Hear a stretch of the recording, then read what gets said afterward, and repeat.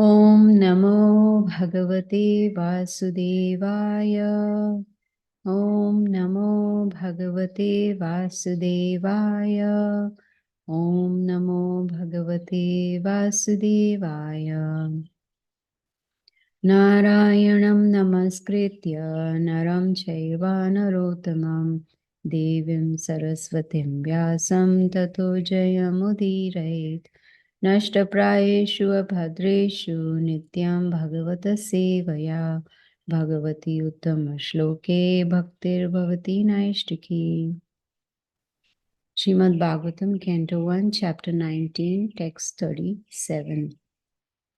Ataha prachami samsiddhim yoginam paramam gurum purushasyeha yat karyam mriyamanasya sarvata.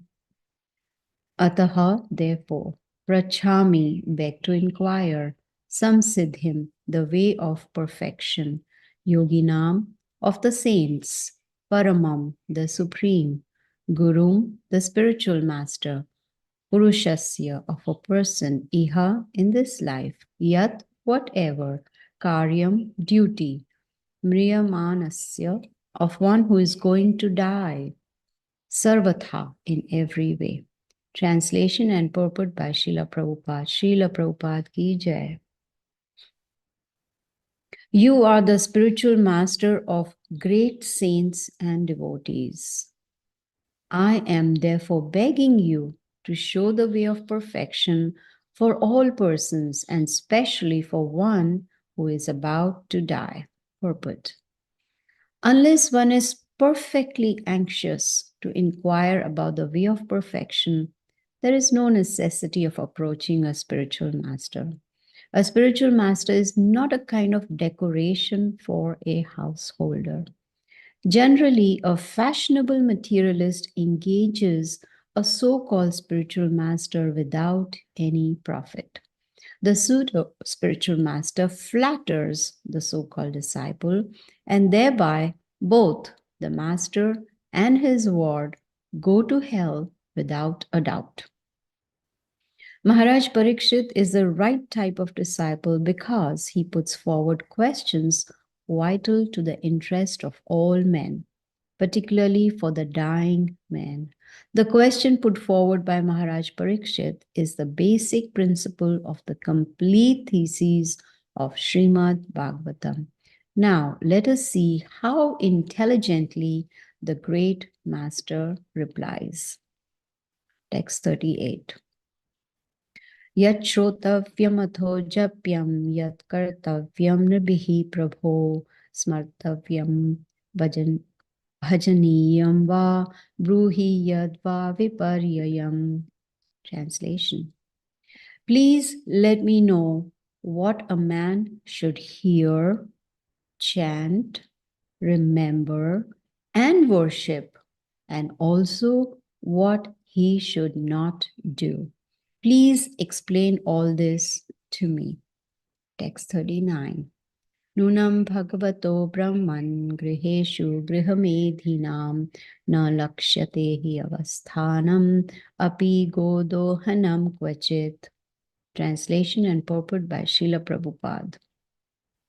O powerful Brahmana, it is said that you hardly stay in the houses of men long enough to milk a cow. Purport. Saints and sages in the renounced order of life go to the houses of the householders at the time they milk the cows early in the morning and ask some quantity of milk for subsistence.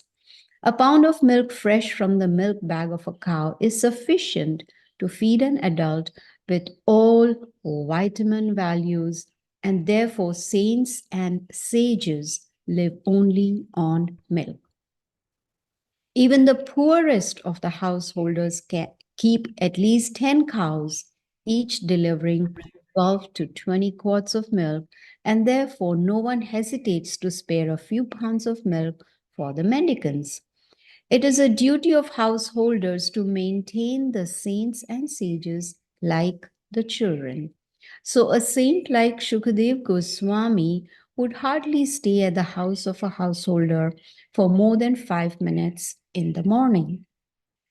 In other words, such saints are very rarely seen in the houses of householders, and Maharaj Pariksit therefore prayed to him to instruct him as soon as possible. The householders also should be intelligent enough to get some transcendental information from visiting sages. The householder should not foolishly ask a saint to deliver what is available in the market. That should be the reciprocal relation between the saints and the householders. Text 40. Sutta uvacha evam abhashitaha prishtaha saragna shlakshnanaya gira pratyabhashata dharmoknya bhagavan badarayanihi. Translation by Srila Prabhupada. Sri Suta Goswami said, the king thus spoke and questioned the sage using sweet language. Then the great and powerful personality, the son of Vyasadeva, who knew the principles of religion, began his reply. Purport. Thus end the Bhaktivedanta purports of the first canto, 19th chapter of the Srimad Bhagavatam, entitled The Appearance of Sukhadeva Goswami. End of the first canto. Om Agyanatimirandasya Gyananjana Shalakaya Chakshur Ulminitam Yena Tasmai Shri Gurave Namaha. Such beautiful verses, so much to learn, so much to understand. And thanks to Srila Prabhupada, we are able to understand these beautiful verses from this chapter of Srimad Bhagavatam. Now we see this is a conversation going on, or you can say Pariksit Maharaj talking to Sukhadeva Goswami. And he addresses him as the spiritual master of great saints and devotees. And Suta Goswami, he had said the same thing about Sukhadeva Goswami when he started speaking Srimad Bhagavatam. Before he spoke to the sages at Naimisharanya, Suta Goswami said the same thing about Sukhadeva Goswami. And we see Pariksit Maharaj is also thinking in the same terms. He's calling him the spiritual master. Now, spiritual master is a very heavy position. It has heavy responsibility. It's the responsibility of the bona fide spiritual master to deliver the bona fide disciples. So this is an important point. The very first point we read today was spiritual master of great saints and devotees. And we also see that Pariksit Maharaj is making a very valuable inquiry. He wants to know what is the way of perfection. Most people in this material world, they like everything perfect. You know, you must have heard about something called OCD, where they want everything perfect. They want everything to look perfect, everything to go perfect. They are crazy about cleanliness and perfection. But here, Pariksit Maharaj is not talking about that kind of perfection. He's talking in the sense of spirituality. He's talking in the sense of the goal of human form of life, how to achieve perfection in this human form. And especially for one who is about to die. Of course, most people don't agree, but everyone is about to die. We just don't know when. It could be today, tomorrow, next week, next month, next year, after many years. It could be any time. So this is a very valuable inquiry, especially for us who are about to die. And Pariksit Maharaj's query is important for him because he knows he's going to die in 7 days. He got cursed by that little Brahmana boy to die in 7 days. So he is preparing himself for that last moment, the final examination. He does not want to waste even a moment, you know. Unfortunately, we forget this. We forget, of course, we are not fortunate like Pariksit Maharaj to get a notice that, oh, you're going to die in 7 days or 10 days or 1 month or whatever. We are not that fortunate. And on top of that, we forget that we are going to die. We think that we are going to live forever, and that is not going to happen. That's not possible. In the Bhagavad Gita, we learned, Krishna says, those who are born are sure to die. And after death, one is sure to be born again. So, from this inquiry of Parikshit Maharaj, of course, in the purpose, Srila Prabhupada, he talks about not only the qualification of a spiritual master, but qualification of a disciple. Not just anybody can become a disciple. One has to qualify. And that disciple must be anxious to inquire. Whenever we get an opportunity to, meet our spiritual master, those of us who have accepted spiritual master, whenever we get an opportunity to meet him, it's very, very, very important to inquire. Not just go there, bow down, and just look at the spiritual master, and then just keep looking at the spiritual master, and then bow down and leave the room. No. All the questions that we have in our day-to-day lives, how do I progress spiritually? What is it I can do so that my devotional service is leading me to perfection? What should I do when my mind is bothering? There's so many questions that we have. We should inquire and get the answers from the bona fide spiritual master. This is the qualification of a disciple. Prabhupada says, the disciple should be perfectly anxious to inquire, not just anxious, perfectly. Inquire, how can I become perfect? How can I achieve perfection of life?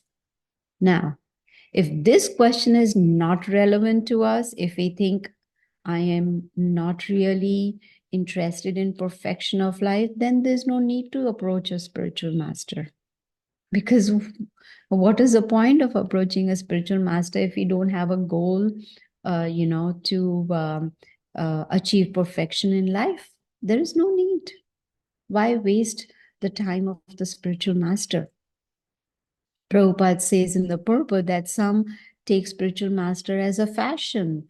Oh, my neighbor has a spiritual master, so maybe I should also get one. And then I can show off, look, I have a guru.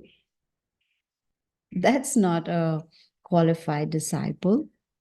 And if the spiritual master is not bona fide, then that spiritual master will flatter the disciple. And then there is a reciprocation. And Srila Prabhupada calls such a spiritual master as a pseudo spiritual master, not a bona fide, both flattering each other.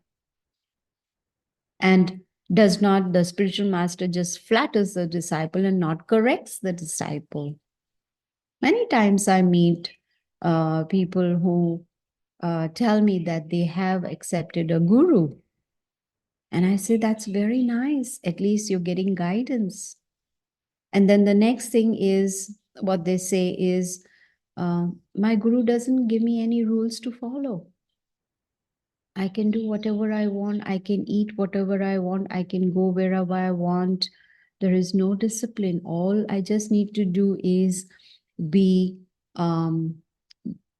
surrendered or dedicated to my guru. But if it's a bona fide spiritual master, that spiritual master will give rules and regulations.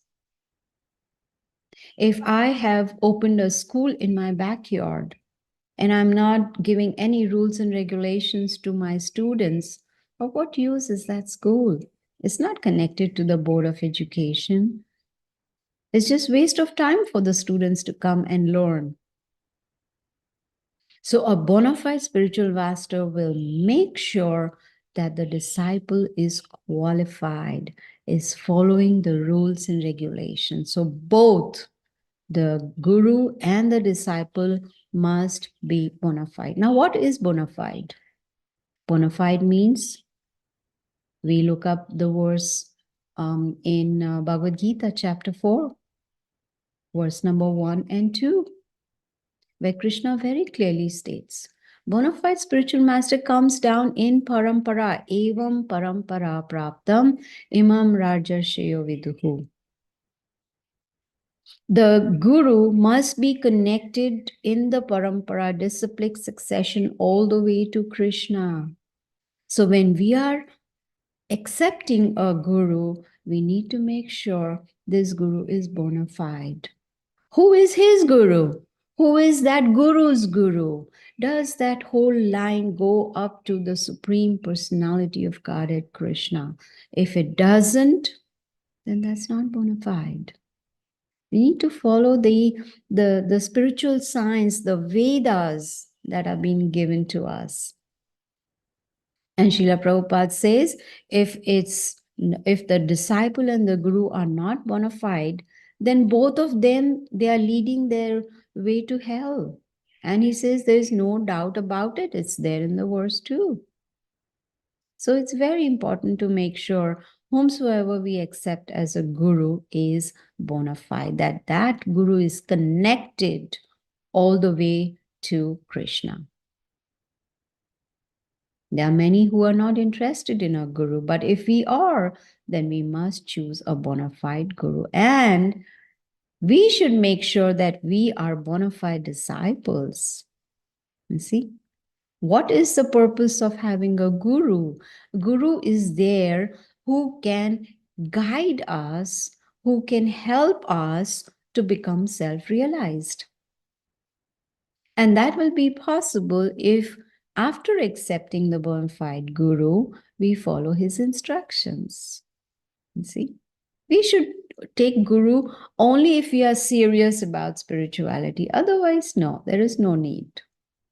Guru is not meant for anything else, to give us some benedictions or some boons or fulfill our desires. No. Guru is meant to show us the path of perfection. And we read in the purport, Srila Prabhupada says, Pariksit Maharaj is the right type of disciple. Now, how do we figure out who is the right type of disciple? One who puts forward important questions to the Guru. And the question that Pariksit Maharaj put forward was actually is beneficial for the whole humanity at large. It's so important that this question of Pariksit Maharaj led to Sukhadeva Goswami reciting the whole Srimad Bhagavatam. And Srimad Bhagavatam is beneficial for us, for humanity, for human beings. And Pariksit Maharaj wants to know, what should one hear? What should one chant? What should one remember? And who should one worship? And most importantly, what one should not do. This is when the rules come into place, what we should not do. These are very, very important questions. And the answer to all these questions can help one to become self-realized, attain perfection of life. What should one hear about Krishna? What should one chant? Hare Krishna, Krishna Krishna, Hare Hare, Hare Ram, Ram Ram, Hare Hare. Who should one remember? Krishna. Who should one worship? Krishna. What one should not do? No meat eating, fish, eggs, onion, garlic, no gambling, no intoxication, tea, coffee, no illicit sex. These are the rules one needs to follow. These are the 4 things one should not do if one is interested in achieving perfection in life. So when we follow these rules are not there to put us down or to torture us. No, when we follow these rules properly, when we chant the holy names attentively, when we hear when we are chanting, then we will be able to remember Krishna. This is worship of Krishna. This is what pleases Krishna. Then automatically one will achieve perfection of life. In the very next verse, Pariksit Maharaj says that Sukhadeva Goswami, he did not stay at one house more than 5 minutes. Long enough to milk a cow, drink a little bit of milk, and then he's gone. And Prabhupada says that saints and sages, they subsist on cow's milk because milk has all the vitamin values. Such a simple life. They don't have to, sages and saints don't have to work hard like we do, in a job or business or whatever, earn more money so that we can have a big feast at the end of the day. Simple living, high thinking. This is what the sages and saints do. Of course, nowadays, we don't find people keeping cows. They are very busy working in factories and offices. And of course, even if they want to keep a cow, there's not enough space to keep cows. There's not enough space to have like a farm life because people are generally living in crowded cities. Excuse me. Busy earning money. Where's the time to keep the cows and to milk the cows, to take care of the cows? No. When they need milk, they just go to the grocery store and get some milk. Of course, they have no idea what's inside that milk.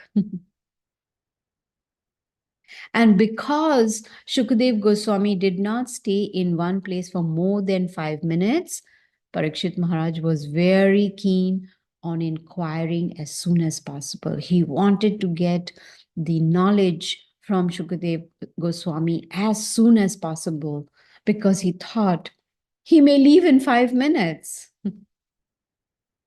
So Pariksit Maharaj could understand the urgency to hear Krishna Katha. Excuse me. He did not want to miss this golden opportunity. How many times we get this golden opportunity to hear Krishna Katha? Not very often. And when we get the opportunity, most people do not take advantage of that golden opportunity. Hearing is very, very important. If our goal is to progress spiritually, if our goal is to attain perfection in life, then hearing is very, very important. Only when we will hear, then we will have a desire to chant. And when we chant attentively, then automatically we will remember Krishna. And it becomes easier to do that when we are in association of devotees, especially pure devotees. When we associate with them, then that desire develops. Their enthusiasm, their determination, their seriousness in bhakti, that rubs off on us. It's not that when we get an opportunity to meet pure devotees, we just bow down and sit tight. No, need to inquire. Inquire. Athato Brahma Jigyasa. Beginning, inquiry. What should be our inquiry? How can I progress spiritually? What I should do and what I should not do? These are very, very important questions. You see, it's very rare to get association of pure devotees, right? Brahman Brahmite Kona Bhagavan Ji, Guru Krishna Prasade Pai Bhakti Lata Bij. Very, very rare to get association of pure devotees. Sadhu Sangha, Sarva Shastra Kaya. Lava Matra Sadhu Sangha, Sarva Siddhi Hoy. We can attain perfection of life in just one moment's association with the pure devotee. But what do we do in that one moment? Inquire, take full advantage of that moments of association that we have with the pure devotee. Unfortunately, our minds are so busy thinking about so many other things. Yes, they may be important in life, but not as important as bhakti yoga. What are the things that one may think of? How can I progress in my job? How can I get an increment in my salary? How can I get a better job? Or how can I, go up the ladder, corporate ladder? How can I do this? How can I enjoy my senses in a better way, in a more opulent way? How can I see better, hear more, taste something better? All about sense gratification. We have heard from Srimad Bhagavatam about Prahlad Maharaj talking about chewing the chewed.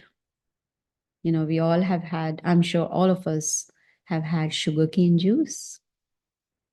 What does the person who is making sugarcane juice do? He puts the sugarcane through the machine and then he again folds it into two and puts it again through the machine and takes that and folds it into four and again pushes through the machine. He goes on and on and on, squeezing out the juice from the sugar cane, till not even a single drop is left. And then what does he do with that sugar cane which has no juice left? He throws it into the trash. And what do people generally do in this material world? Pick up that from trash and try to chew more and more, hoping that at least one drop of juice I may relish. There'll be no juice. It's totally squeezed out. That is our position in this material world. We have gone through different lifetimes, different bodies we have, accepted and gone through life in so many different species, hoping to get a little juice of enjoyment. But in this material world, there is no juice, but we still want to try. And Prabhupada says, good luck, keep trying. He's given us a simple process by which we can relish the real nectar. How? By hearing Krishna Katha, by chanting the holy names of the Lord. Hare Krishna, Krishna Krishna, Hare Hare, Hare Ram, Ram Ram, Hare Hare.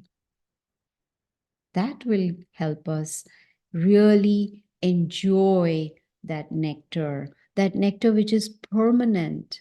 It's not there, happiness is there today and it's not there tomorrow. That sweetness, that nectar is there all the time. That is the beauty of Krishna Katha. And the last verse, Shuddha Goswami, he says that the king, Pariksit Maharaj, he inquired using sweet language.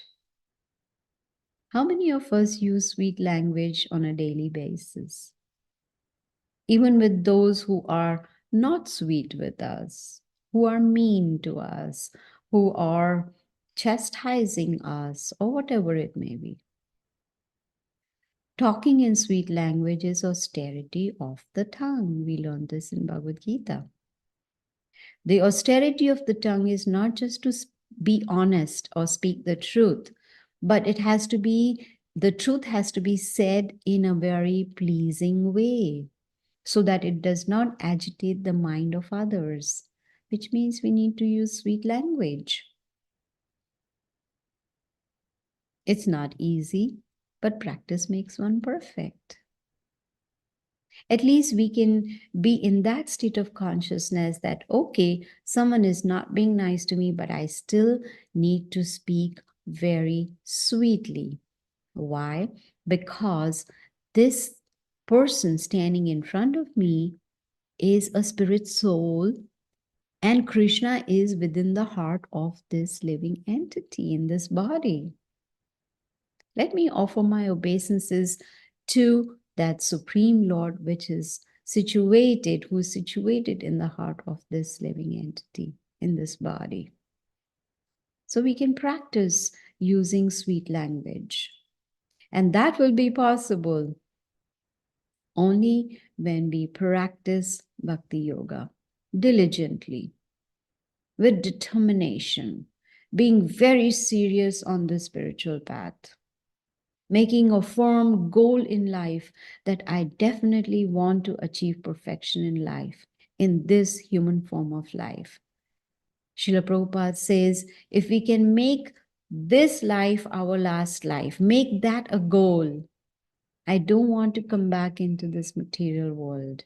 Let me perfect my life now that I have this human form. Let me achieve perfection.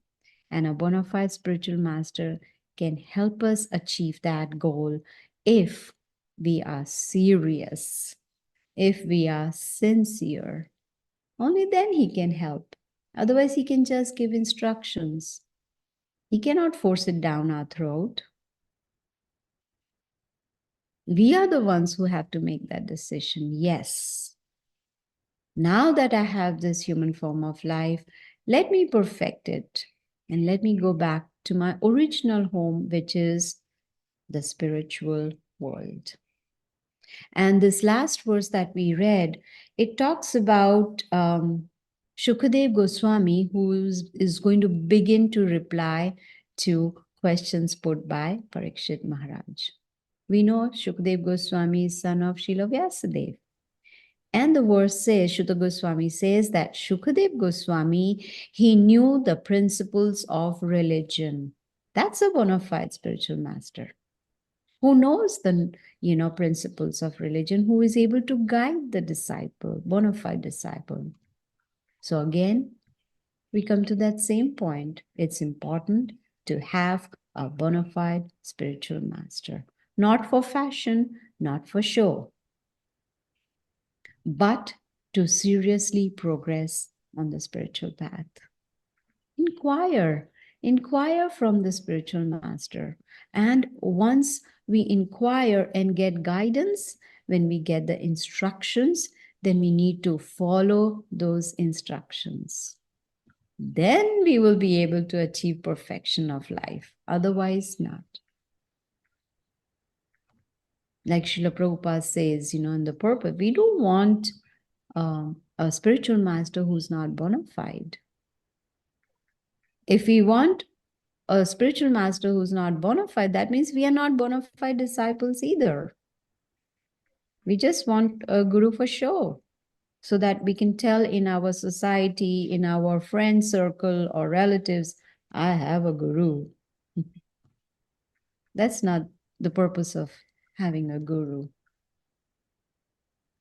A bona fide spiritual master is received after many, many lifetimes, after one has accumulated a lot of pious credit. And when Krishna sees the sincere desire of a living entity, then Krishna brings guru to the disciple. Unfortunately, we think, let me go search for a guru. Let me go. Yeah, it may be a bona fide guru, but let me go search for a bona fide guru. No. Krishna within the heart, when he sees our intense desire to accept a bona fide guru, he brings the guru to us. It may be through a devotee, it may be through, a disciple, whatever it may be. But all we need to do is understand the importance of having a bona fide spiritual master. And all of us who have a bona fide spiritual master, then it behooves us to make sure we follow his instructions very seriously. So this is how we end chapter number 19. And it comes to an end. This chapter comes to an end. And I'm going to stop here. Thank you all so much. Hare Krishna.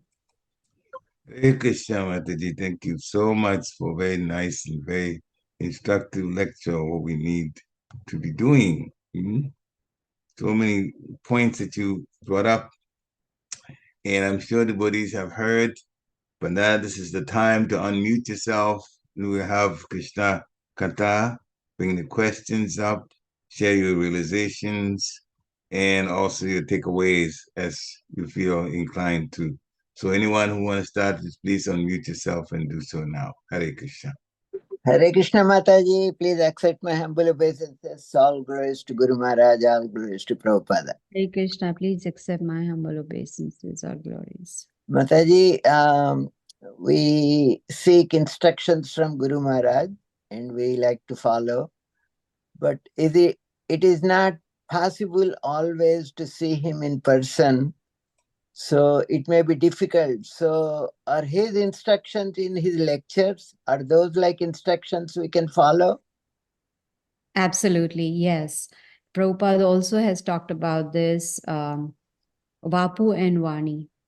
So Vapu is personal association in person, and Vani is his instructions. So he's also mentioned instructions are more important. You're right, it is most of the time not possible to, have darshan of the guru all the time or more often. But then when we follow his instructions, then it is as good as associating with him in person. So his instructions are very, very simple. Every time you may have noticed, at least whenever we have met our spiritual master, instructions are very simple and it's always the same, always the same. Even in his lectures, what is it? Chant your rounds attentively, read Srila Prabhupada's books, follow four regulative principles strictly, do service, and preach. These are the 5 instructions.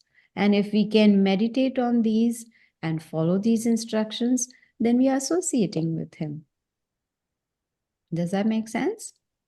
Yes, Mataji, but like preaching, you do it all the times, every day, I see.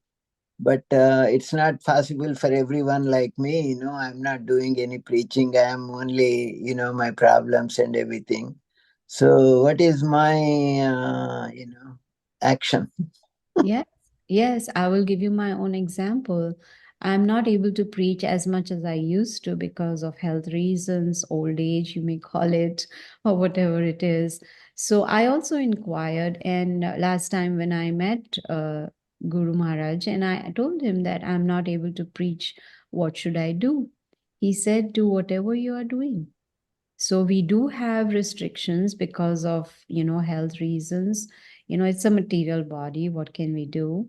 So we do as much as we are able to. If you're not able to preach, it's okay. You do other kind of service, like when you go to the temple, you are washing the dishes. That is service, right?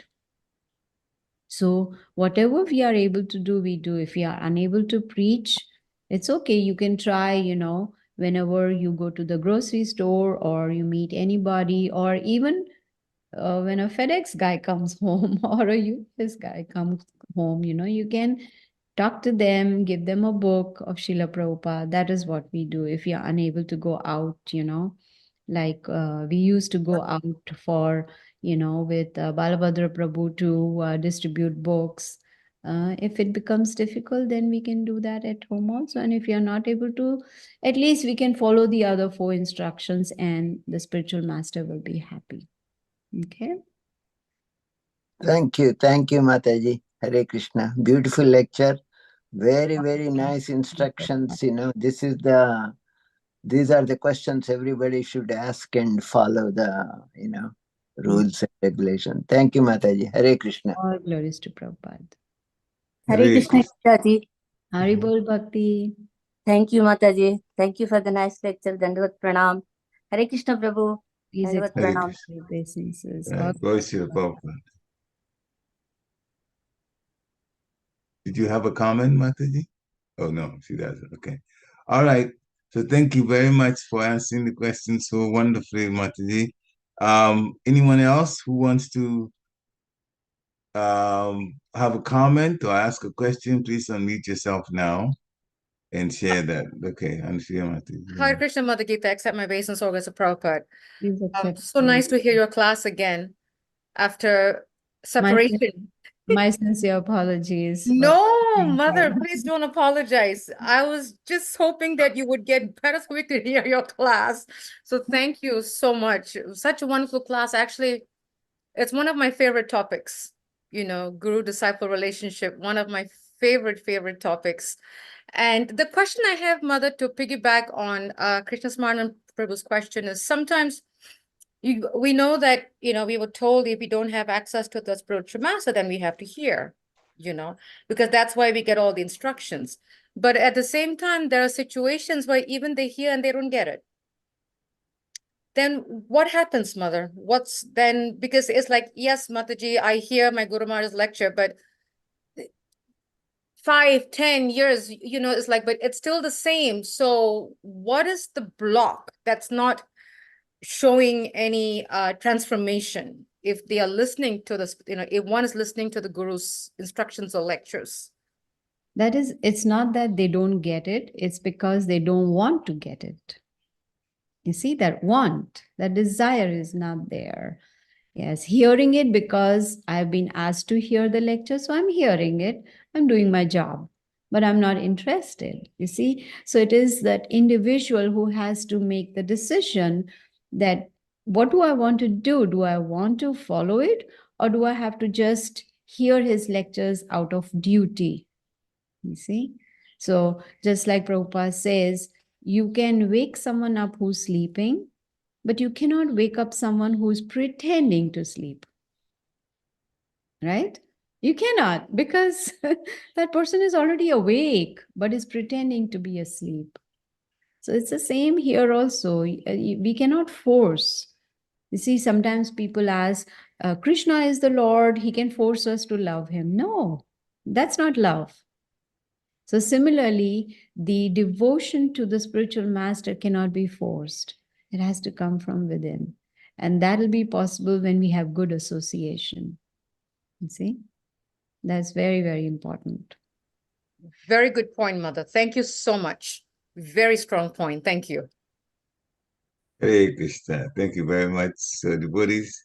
Again, this opportunity.